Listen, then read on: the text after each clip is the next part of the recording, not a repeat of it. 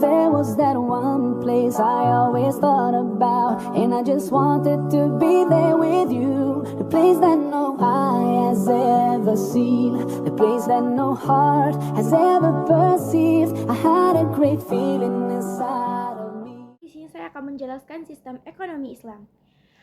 Sistem ekonomi Islam adalah suatu sistem ekonomi yang berdasarkan prinsip-prinsip syariah atau hukum Islam.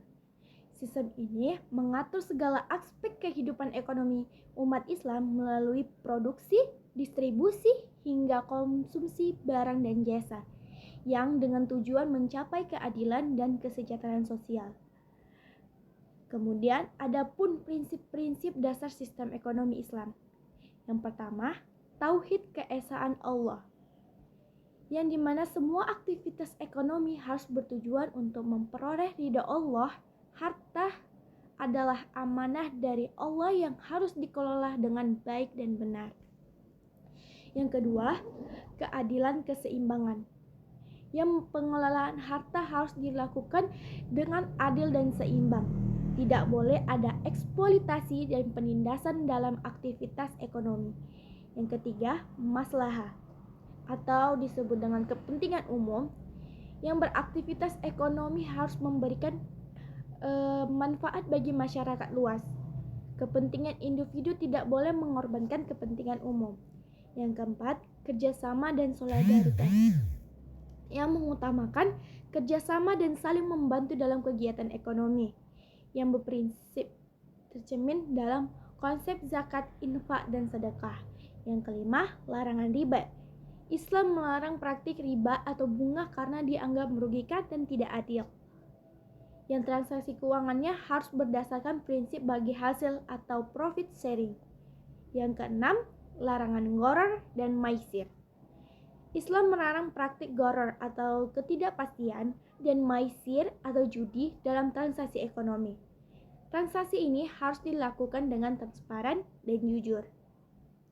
Nah, selanjutnya ada instrumen ekonomi Islam. Yang pertama ada zakat, yang kedua ada wakaf, dan yang ketiga Baitul Mal. Nah, yang pertama zakat. Zakat adalah kewajiban bagi setiap muslim untuk mengeluarkan sebagian harta mereka untuk diberikan kepada yang berhak. Zakat juga bertujuan untuk mengurangi kesenjangan sosial dan membantu kaum fakir miskin. Kedua itu tadi wakaf. Wakaf adalah pemberian harta yang bertujuan untuk kepentingan umum seperti pembangunan masjid, sekolah, dan rumah sakit. Harta wakaf ini tidak boleh dijual atau diwariskan dan harus digunakan sesuai dengan tujuan wakaf. Yang terakhir tadi Baitul Mal. Baitul Mal adalah lembaga yang mengelola harta umat Islam termasuk zakat, infak, dan sedekah. Baitul Mal ini bertugas mendistribusikan harta tersebut kepada yang berhak dan membiayai proyek-proyek sosial. Selanjutnya, ada pun contoh penerapan sistem ekonomi Islam. Yang pertama, bank syariah. Bank syariah adalah bank yang beroperasi berdasarkan prinsip-prinsip syariah, yang dimana produk-produk bank syariah ini termasuk mudharabah atau kemitraan, musyarakah bagi hasil, dan murabahah jual beli dengan margin keuntungan. Yang kedua, pasar Islam. Pasar Islam adalah pasar yang beroperasi sesuai dengan prinsip-prinsip syariah, termasuk larangan riba, gharar, dan maisir. Pasar ini menjunjung tinggi kejujuran, keadilan, dan transparansi dalam transaksi. Nah, selanjutnya ada manfaat sistem ekonomi Islam. Yang pertama, keadilan sosial.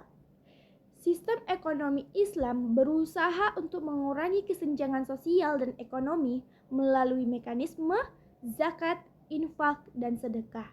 Yang kedua, stabilitas ekonomi. Dengan menghindari praktik riba dan gharar, sistem ekonomi Islam ini berupaya menciptakan stabilitas ekonomi yang berkelanjutan. Yang ketiga, pemberdayaan umat. Sistem ekonomi Islam yang mendorong partisipasi aktif masyarakat dalam kegiatan ekonomi melalui kerjasama dan solidaritas. Nah, dari yang saya jelaskan tadi, ada pun kesimpulan yang bisa saya saya ambil.